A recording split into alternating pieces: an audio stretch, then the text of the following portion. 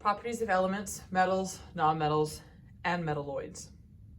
So our objective is to understand the properties of metals, nonmetals, and metalloids through experimentation. And you are to make a hypothesis about what are some properties of metals and nonmetals that will aid you in knowing the difference in them through experimentation.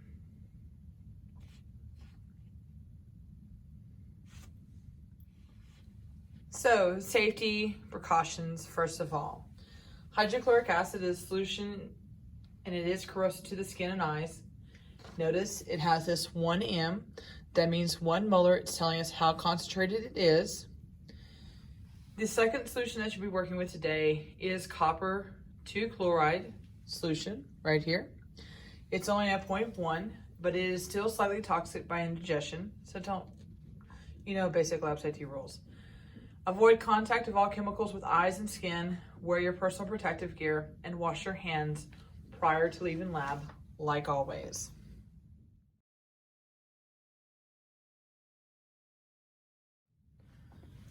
Okay, the very first part of the procedure is having you take a white sheet of paper, dividing into 8 boxes, approximately the same size, and label each of them with the chemical symbol of each of the elements you're working with today. Then label 8 small test tubes with the element symbols and place the test tubes in a test tube rack.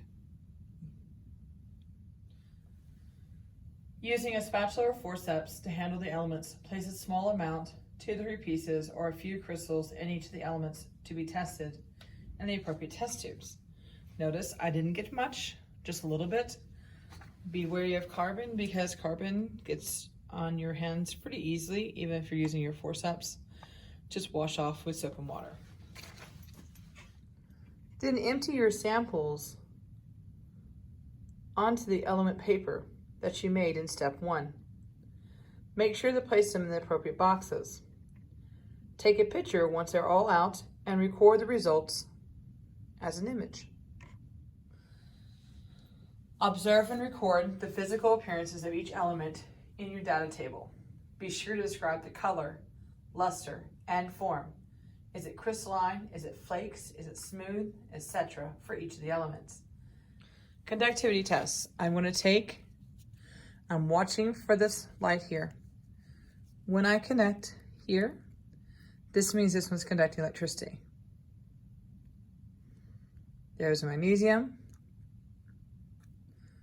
Now you will test your malleability with each one. Now, you're simply going to tap to see what happens, okay? These are gentle taps, not enough to annoy the classroom next to us. We're just seeing what happens to them as we tap, okay? For malleability, we're looking to see if it flattens or bends without shattering. Some of these, like magnesium, we can bend and see that they are malleable. Material is brittle if it shatters or cracks into small pieces when struck. Make sure you record your results in your table. Now you will need 10 milliliters of hydrochloric acid.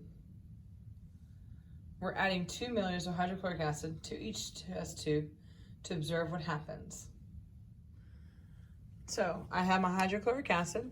I have 10 milliliters of it. I'm going to use a pipette and pipette 2 milliliters into each one. We pipetted our hydrochloric acid in, and now we're waiting for results. We can clearly see that we have something going on with a few of these. I would suggest to make sure that you do check. Maybe there's a temperature change. Simply just touch it and see if there is anything discernible. May not be, but you're looking for observations. When you get done, do not pour these down the drain.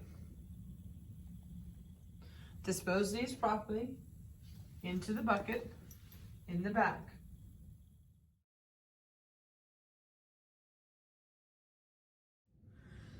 Now we will repeat with another sample, but this time we're using copper 2 chloride We're going to put in 1 to 2 milliliters in each of the test tubes and wait to see what happens.